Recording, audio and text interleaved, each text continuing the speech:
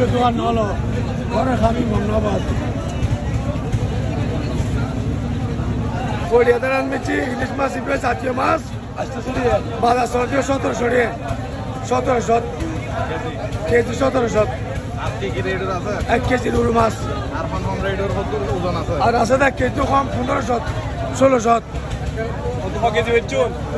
বেশি বহুত বেশি ইলিশ মাছ চাহিদা মোটামুটি বেশি না